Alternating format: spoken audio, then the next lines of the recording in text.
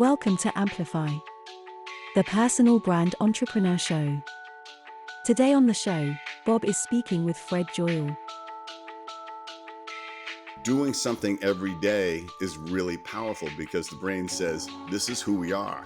Do it once a week, once every 2 weeks, you're a dabbler, and the brain knows it. And you have to restart yourself every time. When you commit to every day, anything, this is a life skill. Anything that's important to you, you want to get to it every day. Even if it's for 5 minutes, the brain checks in, and the brain works on it in your subconscious at the same time if you do it every day. So that's the pride method. Hi there and welcome back to Amplify. My name is Bob Gentle and every week I speak to incredible people who share what makes their business work. If you're new to the show, then while you still have your device on your hand, take a second to subscribe. And if you're a regular subscriber, take a moment perhaps to leave a rating or a review. So this week, I'm really pleased to have Fred Joyal with me. And we're going to be speaking about confidence. We're going to be speaking about cultivating the superpower of super boldness. Fred, welcome to the show. Bob, really excited to be here. Thank you.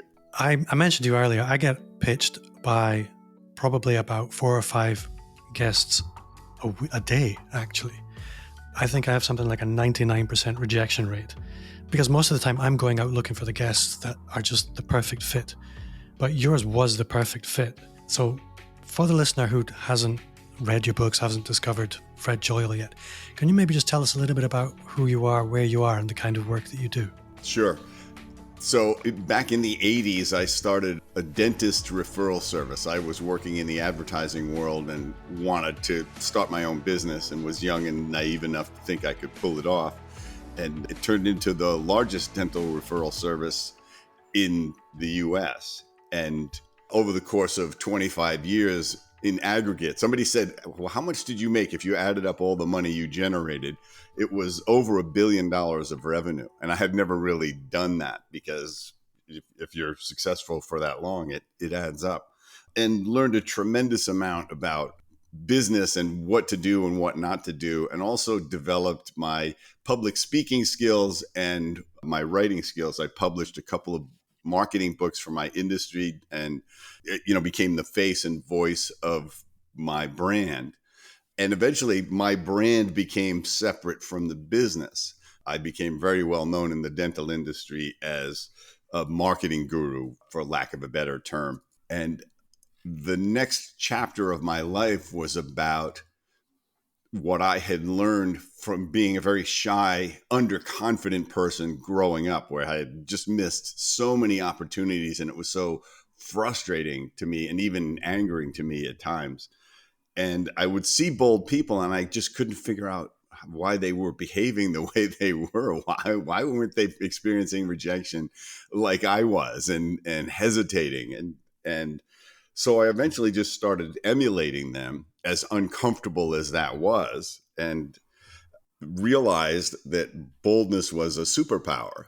Doors opened for you that you weren't expecting, and opportunities presented themselves and could be seized in completely different ways than an underconfident person imagines. So I eventually wrote a book on how to do this in a much faster way than I did it over decades.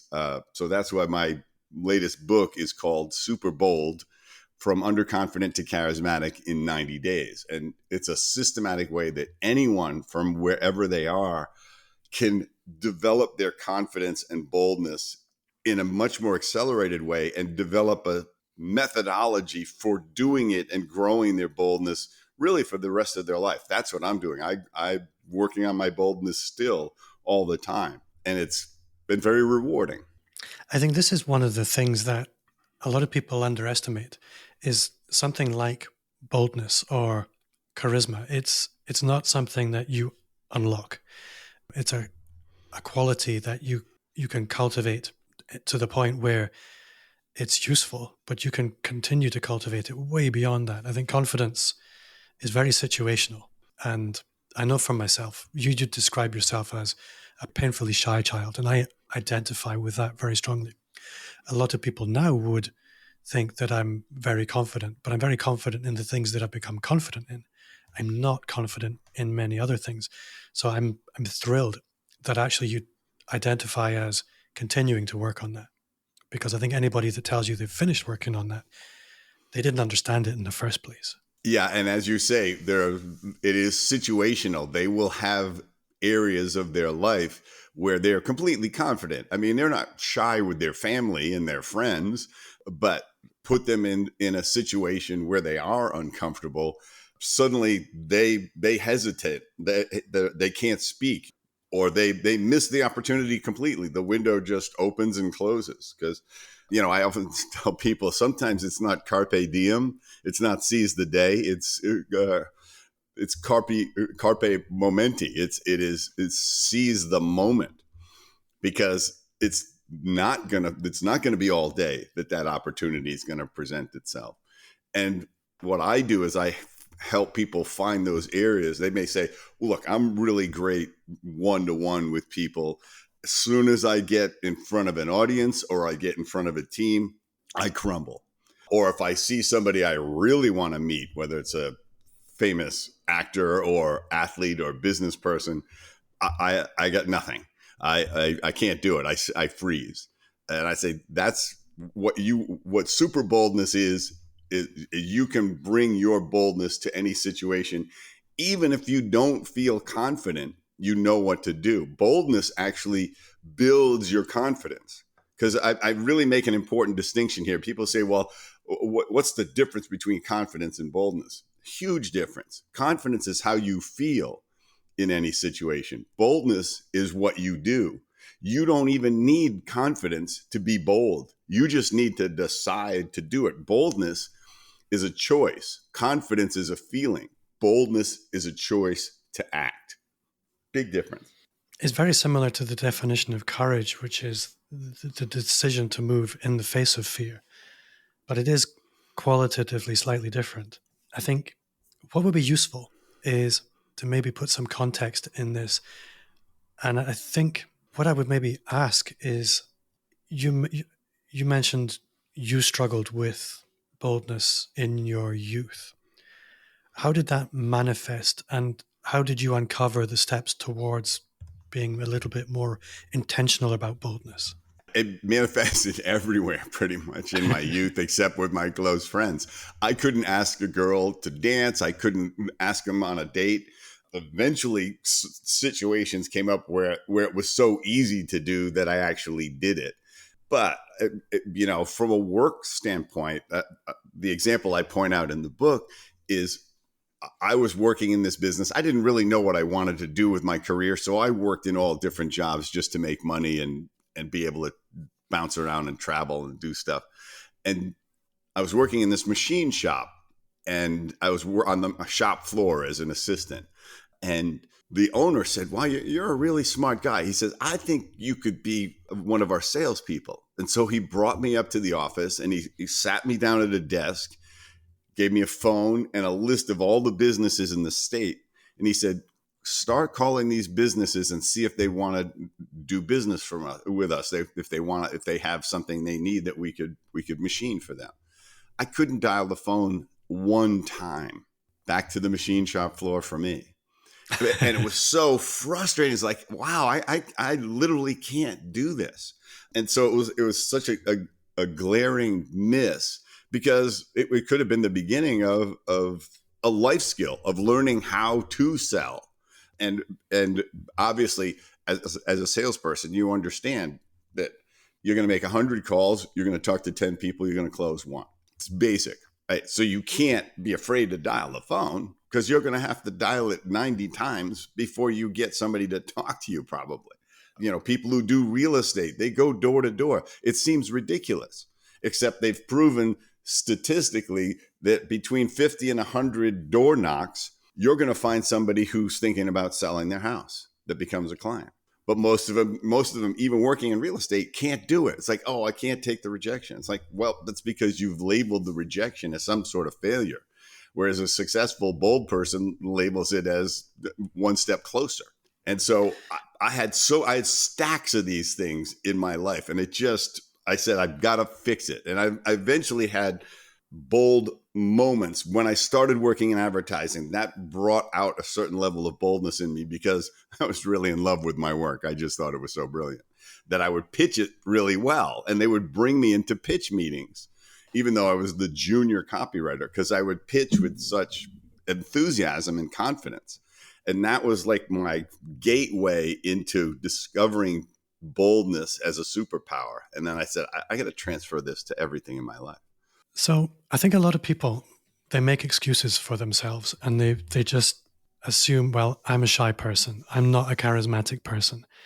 There are people who will push themselves to the front. They're pushy and they always get all the opportunities. And they just settle like that. And I think what I love about your story is that you didn't settle. And I think as a role model for a lot of people to understand, yeah, how did that work? And obviously that's the whole thrust of your book, but you talk about having a process towards cultivating that quality of boldness. And obviously nobody wants to go through 25 years of hell to cultivate that. So how have you codified that into a process that people can work through? Because the truth is there are so many opportunities. This is the Personal Brand Entrepreneur Show. Personal branding is all about communicating your genius to the world.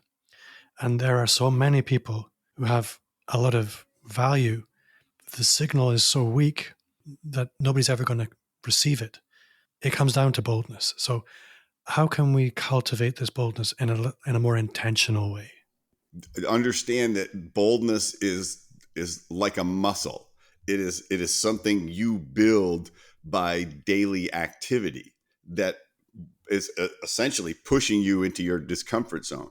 If you're trying to get in shape, you're doing physically uncomfortable things. You're running, you're lifting weights, because if you're trying to get in shape and you walk for 3 minutes a day, nothing happens. If if you work with 3-pound dumbbells, you're not going to get any stronger. You have to strain your muscles to make them stronger.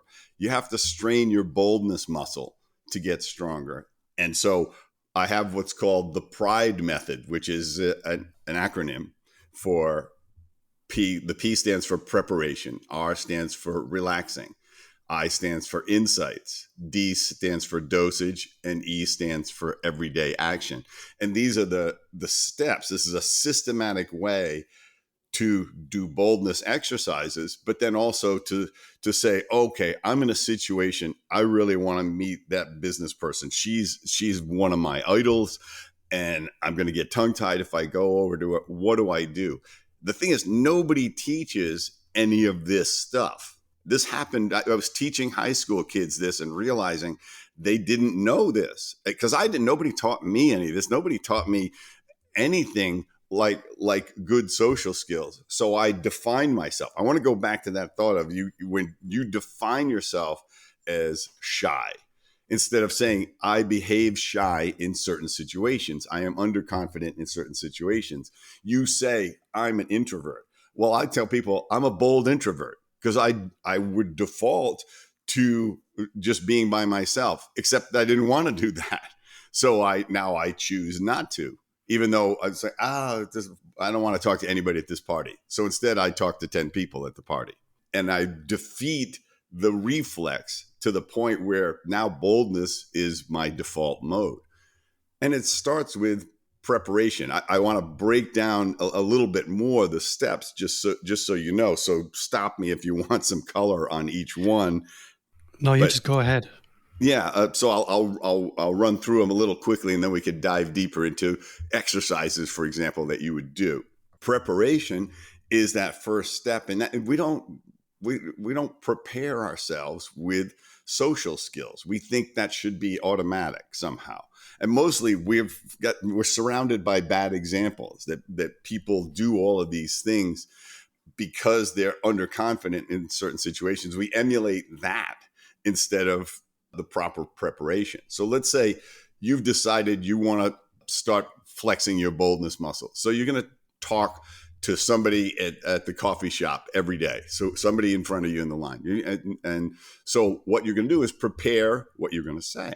You're going to look at them and say, what would be an interesting thing to compliment them on? maybe they have a really interesting beard or mustache, or their hair color is really interesting, or the clothes really look good or unique on them. Any number, or they got a nice smile. You're going to find that thing to say and rehearse it in your head so that you have something. And this is, I point this out to people, is you don't necessarily have to say that. When you get good at developing your boldness, you're still going to prepare, but it's the foundation for you being spontaneous, because now you've got something you're going to say. But in the moment, you could suddenly say something else. You could walk up to them and they could turn to you and look at you and say, wow, they have amazing eyes. I have to say something. Or those eyeglasses are so unique. I want to know where they got them. And suddenly you have this strength to be spontaneous and improvise in the moment because you've prepared. So that happens to me all the time when I do a lecture. I'll prepare a whole lecture. I may not do half of it, because I'm so attentive to the audience that in the moment, I can discover what they need, because I know what I could say, but it's not necessarily what I'm going to say, because I want to focus on what works best in the moment. That just takes preparation. The next step is relaxing, and nobody teaches us how to relax. They say, why don't you just relax? And it's like, because I don't know how. That's why I don't relax. And so, but there's some really simple techniques for relaxing. Breathing. Before I hit the stage, and if I had a big audience, 5,000 people, I'm going to take 3 deep breaths backstage, and then I'm going to shake my whole body to really just relax my physiology. Because when we're anxious or nervous, we tighten up. We'll suddenly discover we're doing all of these things. We're folding our arms, we're crossing our legs, we got our hands blocking our genitals, whatever the hell we're doing that communicates we're tense. And you can just release it. The body responds to that, and it responds to breathing. You could even go the next level and vibrate the vagus nerve, which runs down the center of your body, and it will physically relax you if you just make a certain sound. And once you realize you can relax yourself, that's relaxing. Just a preparation also relaxes you. So all of the steps of the Pride method build off each other. The next part is having insights. And I learned this by observing bold people and how they acted and what their mindset was. And they understand that this one big thing, that people are not thinking about you anywhere near as much as you think they are. They're thinking about themselves. And they have, and we all have judgments about everybody. And they're based on almost no information at all. We hear one thing that they say, or we look at their expression, or we look at what they're wearing or their hairstyle, and we create a judgment about who they are. I'm wrong about 95% of the time. So when I talk to them, I discover who they actually are. And so I don't trust that judgment. And then I also realize they have a judgment about me that's based on nothing or virtually nothing. And I can't worry about that because that's out of my control. So when you release yourself from other people's judgments, it's a really powerful insight. And also, bold people know that most of the time, nothing bad happens, except if you label it that way.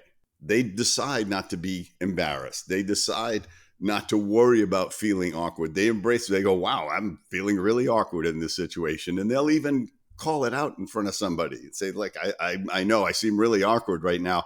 And it's because I'm so impressed with you and how successful you are. and that relaxes them. And then the other person says, wow, you're a human being. But you're actually open about your awkwardness. And what happens is your awkwardness goes away. So there's key insights like that help us shift our mindset as we're trying to take bold action. And then the other step, the D in the Pride method, is dosage, controlling the intensity of the experience so that it's not overwhelming, but it's uncomfortable. Go back to the weightlifting analogy. If you want to get stronger, you don't start with 300 pounds and a bench press. you're going to start with 80, 75, 50, whatever you can handle, and push yourself gradually up. You're going to control the weight. With boldness, you're going to control the intensity. If you say, look, I really want to get good at public speaking, so I'm going to book a room and have 1,000 people in it and then see how it goes. I can tell you right now how it's going to go really badly, because it's overwhelming. It's an overdose. You're gonna be so nervous on stage. You're gonna clam up. You're gonna forget everything that you want to say. And we see this happen to people all the time. People who are brilliant musicians or performers in a small group, or that they've practiced. Suddenly they get a big audience. They're forgetting the piece halfway through and making dozens of mistakes that they would never make because they did a dosage leap. They overdosed themselves. So just like anything else, you're titrating towards your tolerance gradually. And that's that leads to the E in the Pride method, which is everyday action. Do something every day towards building your boldness. Make some bold moves every day. Because when you do that, the brain says, oh, I guess this is who we are now. Because the brain's looking for the easy way out. The brain is trying to conserve energy, because the brain is 2% of our body weight and 20% of our calorie consumption. So it's constantly in conserve mode. It's waiting for you to say, oh, we're not going to try that hard. Great, I'll check out. But if you say, no, I have to fully engage. I have to fully listen. I have to be aware. I have to embrace my discomfort. The brain says, all right, that's my job. We're going to be bold. And the other thing that happens neurologically is you will actually build new neural pathways based on your bold behavior. And even better, your underconfident and shy neural pathways, your former default mode, those neural pathways will literally atrophy over time. And you'll feel the shift when you work on these things. So doing something every day is really powerful, because the brain says, this is who we are. Do it once a week, once every 2 weeks, you're a dabbler, and the brain knows it. And you have to restart yourself every time. When you commit to every day, anything, this is a life skill. Anything that's important to you, you want to get to it every day, even if it's for 5 minutes. So then the brain checks in, and the brain works on it in your subconscious at the same time, if you do it every day. So that's the Pride method. What I love about this is it really is a roadmap to resetting your identity. And it's so simple. And it strikes me as so very similar to, I used to run marathons, and you would meet people say, oh, I could never do that. And you, as a marathon runner, no, they could easily do it. It's just you need to take these baby steps. You need to train every day. You need to be constantly building that muscle. And very, very quickly, your identity shifts to, I'm an athlete. What you described in this process is something that I've absolutely been through. I was a painfully shy child. I've almost stumbled through the process that you've described there, but actually codifying it like that takes it from a stumbling idea that's almost unconscious, this is what I should be doing, to something that, like you said, it's a roadmap to a life skill. I can see this for so many people being a gateway into a whole new life, that it's thrilling, really. I can see this as, for some people, as being the ride of their life. It's awesome. Yeah, it's my goal is for somebody to be able to bring their full self to whatever situation that they're in, because a lot of people, most people are interesting and unique and rather amazing if you get to know them, but they're so hesitant to reveal that because they feel like it's going to be judged or rejected. And when you decide not to think that way, life opens up, and you start to take bold action, and you say, this is how I want to live. I don't want to pursue comfort as a goal. Your comfort zone is a place to go to restore yourself, and then go back out into the world and be uncomfortable, trying new things, experiencing something different, meeting more people, being vulnerable to connect more deeply with people. It's very easy when you feel shy to say, I don't really need people. This is a story we tell ourselves. Well, the reality is, in our DNA, we are social animals. We are. This is how we took over the planet. Is we learned to function as social people. We need this in our life. And if you shut this off, if you block this, if you convince yourself you don't need it, you're playing it safe. And who wants it on their tombstone that where they say, I played it as safe as possible the whole way, and it was really, really satisfying? That nobody says that. But what happens is decades go by. Bob, I'm older than you, and I got to tell you, I'm sure you've probably started to notice it. It's like, where did those 5 years go? How can it be 5 years later already? Well, it turns into 10 years at my age. It's like, how can it be this decade? How can I be having another decade birthday and anniversary here? It doesn't seem possible. See, I might be a little bit older, younger than you, but I definitely, if I were to look back on my career and my life so far, I think what's one thing I should have done differently? Everything can be extrapolated back to boldness and just being more comfortable with being uncomfortable, trying a little harder, putting myself into situations that I let other people put themselves into, and so that they could see the successes. So many people, they fail to bet on themselves, and that bet, the chips go down on the table with boldness, 100%. And what bold people know is that fearing failure is the real failure. It's like letting the fear of failure stop you from acting guarantees your failure, because you're not going to try. Whereas they say, I'm going to try, could very well be a total disaster, but somewhere in that is some information for me to step up. So that it is not a reason to retreat. It's a reason to mine that information, to say, oh, fear is just full of information. It's a way for me to restart with more information, to do something more intelligently with more skill. So they'll bumble into stuff all the time. And I do it too. I say, yep, this is definitely the deep end of the pool for me, but it's outside my comfort zone, but it's not, the dosage isn't so crazy that I'm going to be incoherent or whatever, or I'm going to fail at it. But you need boldness to do important things. There have been going to be pivotal moments in your life where you're going to need to step up or stand up or take action or speak up.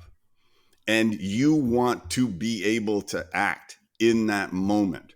The example, I used several examples, but you sometimes you're in a marriage and you need to speak up about your expectations in that marriage. And people say, well, I don't want to do it.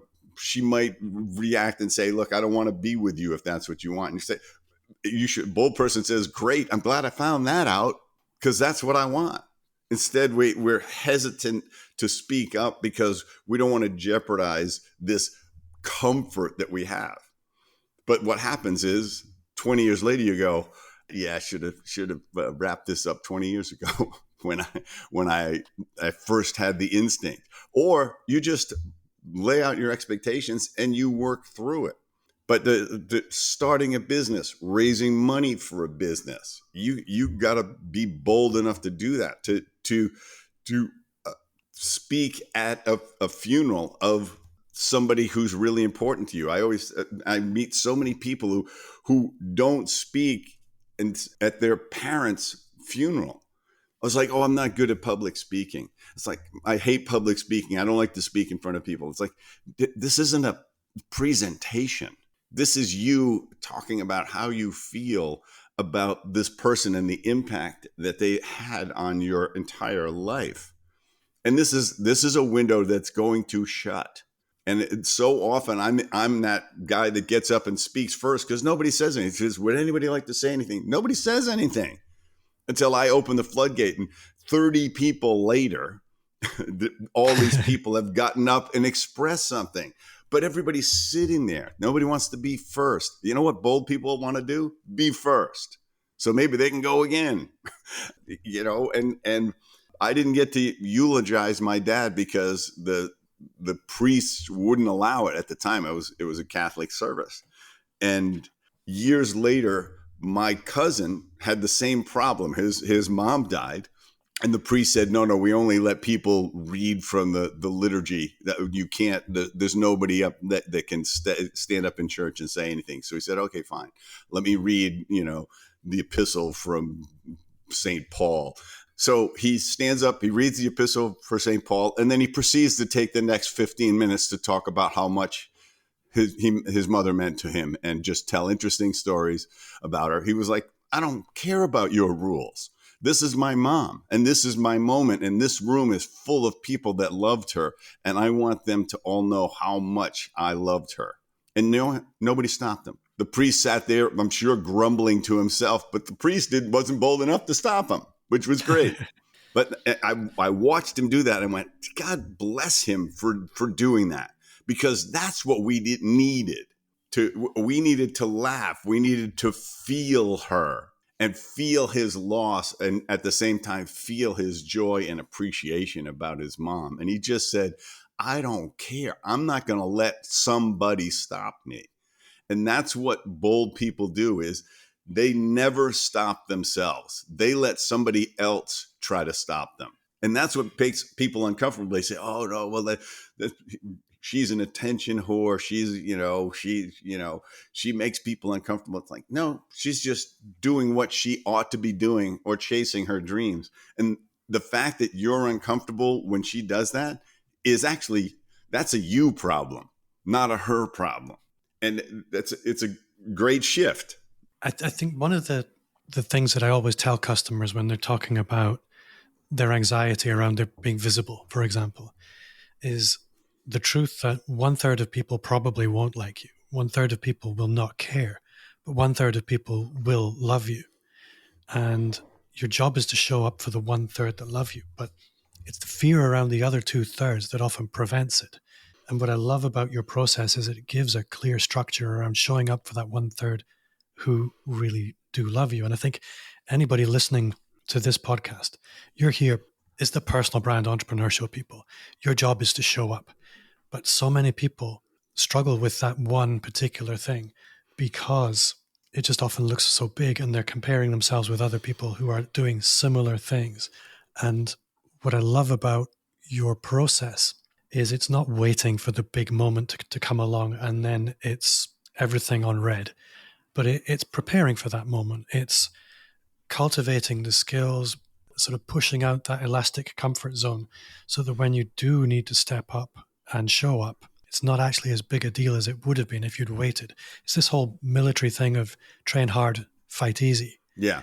You do the training so that when it hits the fan, it's not a big deal. Well, there's that great expression that you, in these situations, in these critical situations, you will not rise to the level of your expectation. You will fall to the level of your training.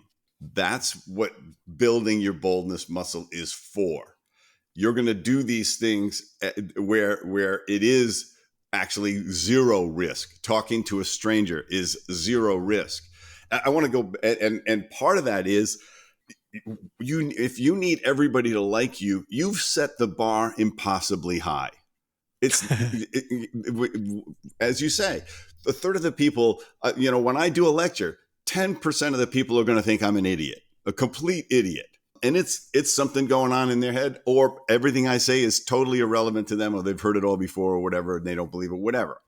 10% are going to become raving fans. And then everybody else is in between.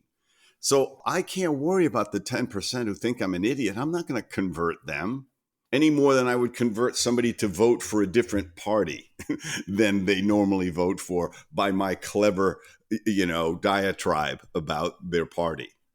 I'm going to focus on I want to find out how they think, why they think the way they do, what's led them to believe what they believe.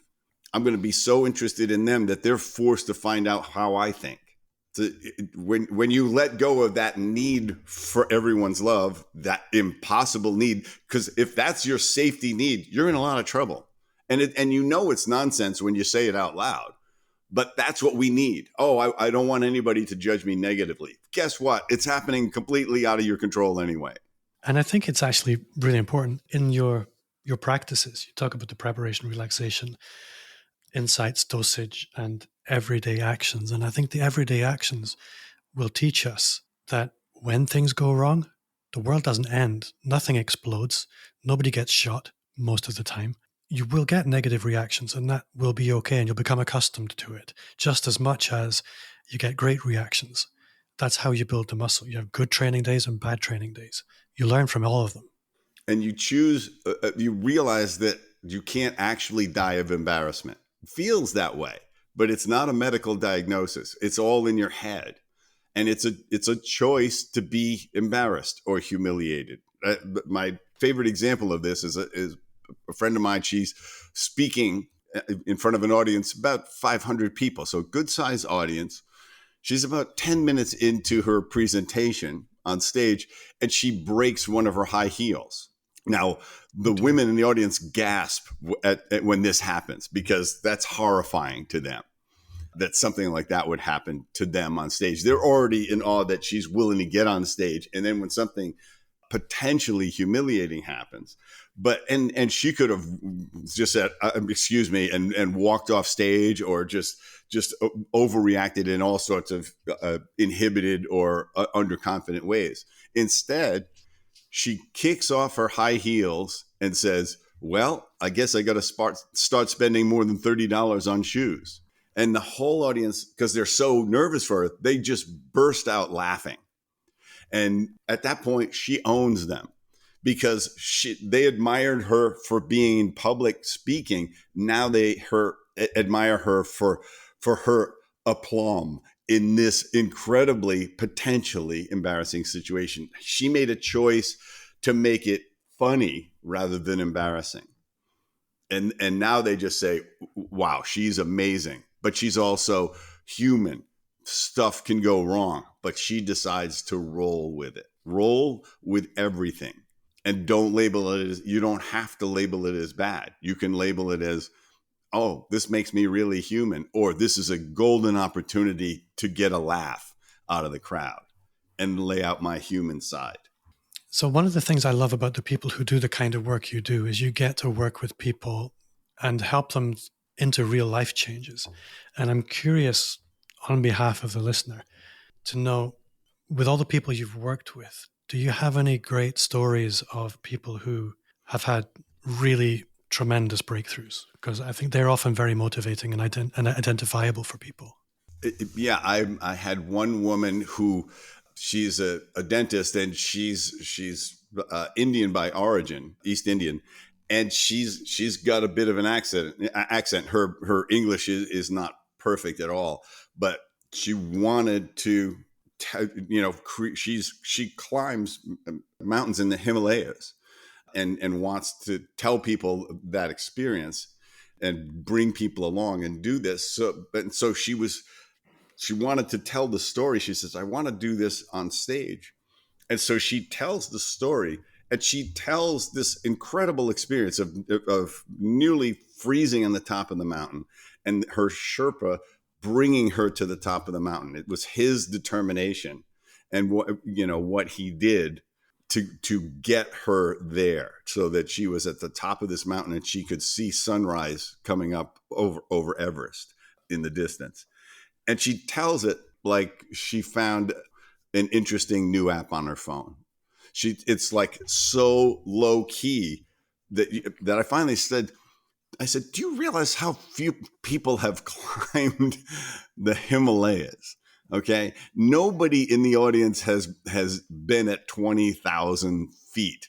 Okay. And knows how little. So tell it, feel it. Let us feel it. And she got to that point, and I said, no, I want you to move like you're moving, trying to take those steps up the mountain. I want you to tell this story. And she said, at one point, I couldn't tie my shoes. I couldn't make the last 70 meters to the top of the mountain we were trying to climb. And I thought, this is far enough. I've gotten this far. I can see Everest. This is my dream. And he said, no, top of the mountain. That's where you're going. And she said, but I can't, I can't even take a step at this point, and my shoes are untied and I can't untie them. I can't take my gloves off. It's freezing to retie them. And he kneels down, pulls off his gloves, and reties her shoes for her. And he says, we're going to take 3 steps at a time. Take a breath, 3 steps at a time. And that got her all the way to the top. And so I made her keep telling it till she was telling it how she felt it. And by the 3rd time she told it, she said, and he knelt down and retied my shoes. She burst into tears because she finally connected with that feeling. And when she did that, you could see the whole room, because it's in a classroom setting, the whole room leaned forward because now they were fully engaged with what she actually experienced. And that was her epiphany moment. Was she said, no, I can be 100% vulnerable with my feelings in front of 30 people, and they will experience what I experienced rather than me telling them. Because otherwise they could read it, send them a letter, send them an email telling them this story. But I want to feel what it's like to be at 20,000 feet. Her whole story was her relationship with the Sherpa, but she didn't reveal it. But when she didn't allow herself to feel it. And when she finally did, she allowed us to feel it. And I said to everybody in the room, I said, if you can't connect to the emotion of what you're telling us, people listening to you are not going to connect. You have to be able to connect and express that emotion. It is a life skill to be able to communicate your ideas effectively, passionately, so that people understand and appreciate and are drawn in. That's all charisma is you are so connected to who you truly are and so confident to act in this situation, or so bold to act even when you're not confident, that people are magnetically drawn to you. I think that's a great story. I really appreciate you telling that. And seeing the time, I'm very aware of how precious your time is. So I don't want, the reason is there's lots of more places I want to go. And I'd really like to dig into your career and how you cultivate your own personal brand as well. But I think that's a whole nother interview. So I may have to have you back with your permission. We can do that, Bob. But for now, if people listening are thinking, this is the guy, I want to take action on this, I want to learn more about Fred Joyal, I want to learn to become Superbold, how can they go further with you? How can they connect with you? So fredjoyal.com is my website, and you can see lectures that I've done on boldness. You can also see if you want to enlist me to come and do a keynote address to your team, your people, what your group, whatever that is. And the book is available in hardcover, Audible, and Kindle versions. And it's me reading the Audible. And if you are reading or using it some sort of digital form, you can go to the website and download all the exercises, because 25% of the book are all of these boldness exercises that move you up your confidence level gradually, stretch your comfort zone. So you want a physical copy of that. So those are available. You can download a PDF of those from the website. And I'm actually just started to do a 2-day workshop, a Superbold workshop, which has been transformational for people and it really accelerates them through the process. But if you're interested in taking advantage of what I can offer to your people, and certainly get in touch with me, it's very easy to do on the website. And Fred, my final question is, what's one thing you do now that you wish had started 5 years ago? I started daily practice of talking to a stranger. And what I wish I had done 5 years ago, which was the bigger shift, is now, because I'm trying to defeat my judgment of people. Now, when I look at somebody and I want to offer them a compliment, now I pick the thing that I have a negative judgment about. Oh, that purple hair looks stupid on them. Okay. Because we all have this. We all do this, right? or I do it. I don't know about everybody. I do it. And so instead of complimenting on something that I can appreciate, I pick that one thing that creates a negative judgment in my mind. And two things happen. One, I see that they had purple hair for a reason. And when I say, like, you're really working that purple hair, it looks amazing on you. And they will beam with appreciation from that, as will anybody. When I do these drive-by compliments, but I've picked this thing, and what happens is it changes my judgment of them too at the same time. I'm able to release my negative judgment because I've focused on it and forced myself to be positive about it. And it's been really powerful. But when I tell people this, and I tell them in the workshops and in lectures, they say, now I don't trust you when you compliment me. Because I think you pick something weird about me that you have a judgment about. Yeah, I think that's the thing with inner practices is sometimes they should stay inner. Yes. And you don't tell people that you're doing them, but I can see that as extremely powerful. Yes, talking to a stranger every day is one thing, but actually trying to understand your own judgment and how you're reacting people unconsciously is super powerful. Fred, thank you so much for your time. I've had a great fun. I've really enjoyed learning about your work. I will be reading your book next week. But for now, thank you so much for your time. Thank you, Bob, for having me on.